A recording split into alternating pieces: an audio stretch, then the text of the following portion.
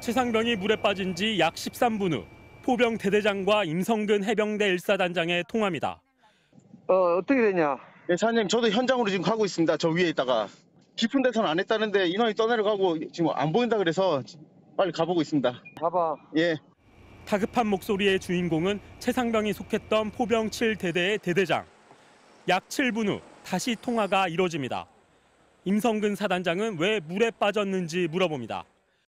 그래, 왜 빠졌고 누가 옆에 있었고 그걸 알 수가 있냐? 물에 절대 들어가지 말라고 수차례 지시했다던 임 사단장은 왜 지시를 어기고 물에 들어갔는지는 언급하지 않습니다.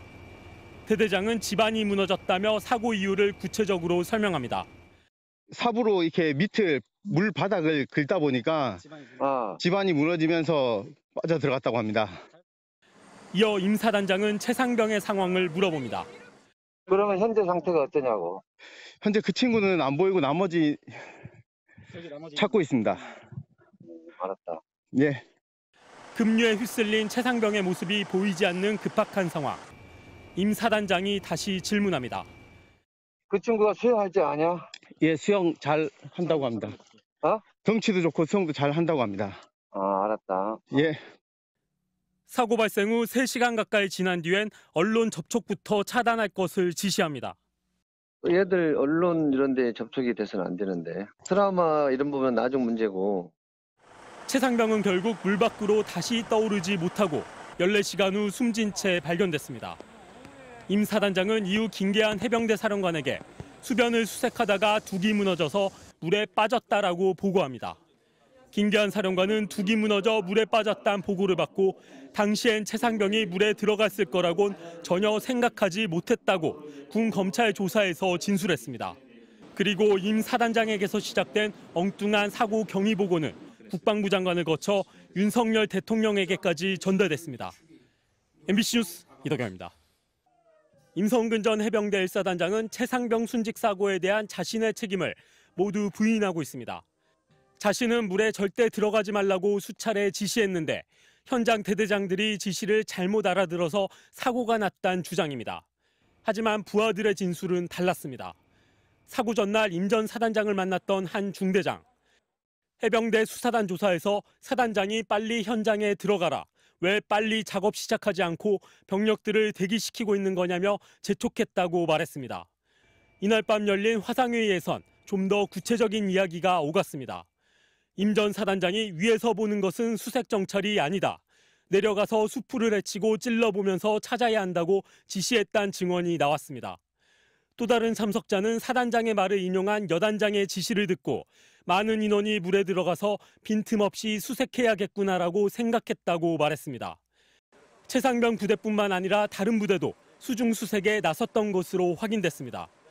유속 확인 후 무릎 이하 수심까지만 수색 실시, 특정 구간 수색을 위해 물에 들어가라고 지시, 각 여단장님과 통화했고 제대별 판단, 장화까지 깊이는 들어가는 노력 필요 같은 지시를 전달했다는 진술이 이어졌습니다. 당시 지휘관들은 그 사단장의 작전 지침상 무릎 높이 정도 수중 수색이 포함된다. 다수가 그리고 객관적으로 그 사단장 지침을 해석했다고 볼 수가 있습니다. 해병대원들이 물속에 들어가 수색 중인 사진. 임성근 전 사단장은 이 사진이 공보팀의 연출로 만들어진 것이라고 주장하고 있습니다. 하지만 해당 중대장은 작전 그림까지 그리며 실제로 1시간 반가량 수중 수색이 실시됐다고 반박했습니다. 특히 사단장이 공보태세는 적극적으로 하라고 지시했다는 진술도 나왔습니다.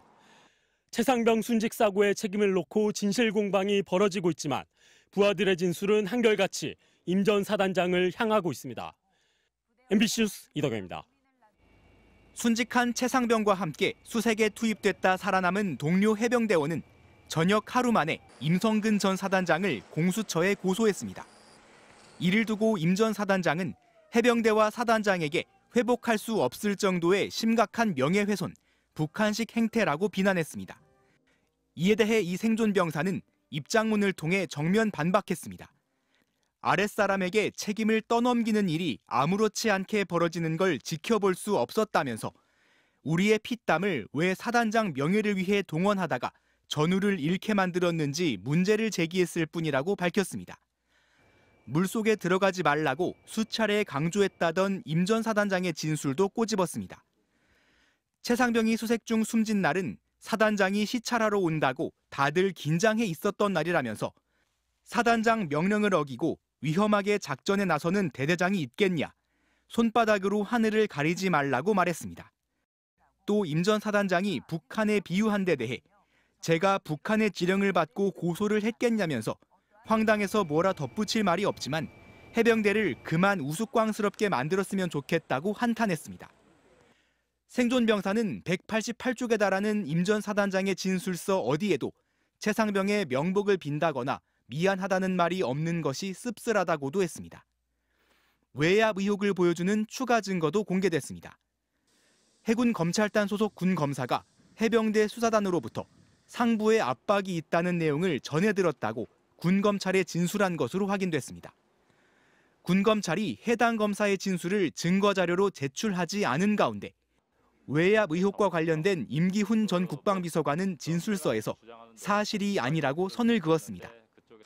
박정훈 대령 측은 군 검찰이 법원에 내지 않은 자료들을 의견서와 함께 재판 과정에서 제출할 예정입니다. MBC 뉴스 송희표입니다.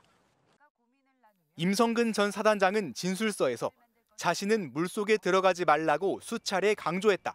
사단장으로서 취할 조치를 다했다고 밝혔습니다. 최상병 순직과 관련해 자신의 업무상 과실이 인정돼 책임을 묻는다면 앞으로 어떤 사단장도 정상적으로 부대를 지휘하기 힘들 거라고도 했습니다. 특히 작전 기간 중 20차례 넘게 안전조치와 강조사항을 내려보냈다고 강조했는데 언론과 해병대 수사단이 의도적으로 이를 언급하지 않고 있다고 주장했습니다. 또 사실과 진실을 외면하는 편파적인 부분도 수사 결과에 포함시켜달라고 밝혔습니다. 순직한 최상병과 함께 수색에 투입됐다 살아남은 병사가 자신을 고소한 것을 두고도 임 전 사단장은 불편함을 숨기지 않았습니다. 이런 고소는 해병대 창설 이래 처음 있는 일이라며 해병대와 사단장에게는 회복할 수 없을 정도의 심각한 명예훼손이라고 했습니다. 생존 병사의 입장 발표 등을 도운 군인권센터를 향한 강도 높은 비판도 이어졌습니다. 군인권센터가 생존 장병을 등에 업고 국민을 선동하고 있다면서 전형적인 적을 이롭게 하는 행위이자 북한 사이버 공격의 한 형태라고까지 주장한 겁니다. 자신이 벌이는 행태가 군에 대한 국민의 불신을 만들어내고 오히려 군의 질서를 무너뜨리고 있는 게 아닌지 되돌아봐야 되는 것이라고 생각합니다. 임 전 사단장이 188쪽 분량의 진술서 전반에 걸쳐 법적 책임이 없다고 강조한 가운데 경찰은 임 전 사단장의 과실 여부도 수사하고 있다고 밝혔습니다. MBC 뉴스 송희표입니다.